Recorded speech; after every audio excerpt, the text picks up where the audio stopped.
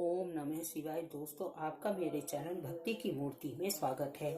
आज मैं कार्तिक पूर्णिमा की कथा लेकर आई हूँ।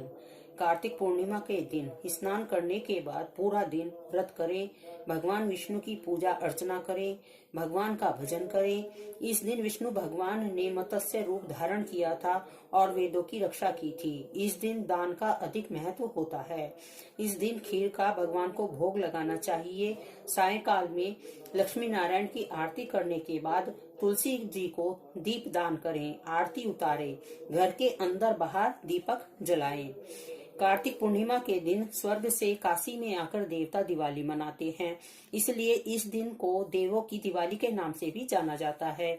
और इस दिन पवित्र नदी में स्नान करने से पाप कर्मों का नाश होता है और मनुष्य के चित्त की शुद्धि होती है। कुछ लोग इस दिन व्रत भी रखते हैं। कार्तिक पूर्णिमा व्रत की कथा इस प्रकार है।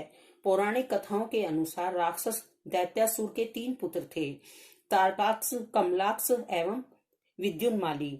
जब दैत्य तारकासुर का वध शिव पुत्र कार्तिकेय जी ने किया तो उसके पुत्रों को बहुत दुख हुआ, तो उन्होंने उसका बदला लेने की सोची।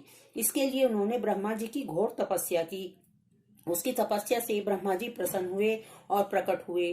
ब्रह्मा जी ने उनसे वरदान मांगने के लिए कहा, तो ब्रह्मा जी से अमर होने का वरदान मांगा।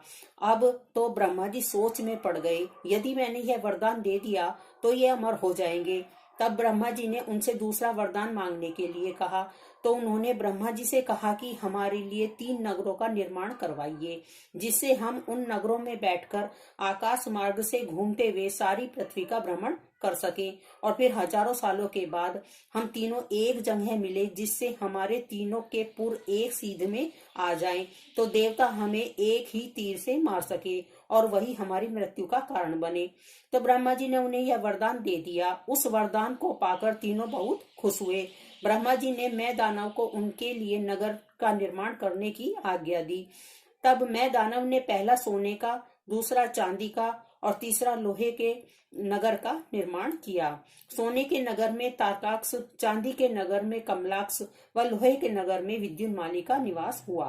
तीनों ने अपने पराक्रम से तीनों लोकों पर अपना अधिकार कर लिया। इन सब से घबराकर इंद्र आदि देवता शिव की शरण में गए और सब बात बताई, तो भगवान शिव तीनों का नाश करने के लिए तैयार हो गए। भगवान शिव के लिए विश्वकर्मा ने एक दिव्य रथ का निर्माण किया। चंद्रमा और सूर्य उस रथ के पहिए बने।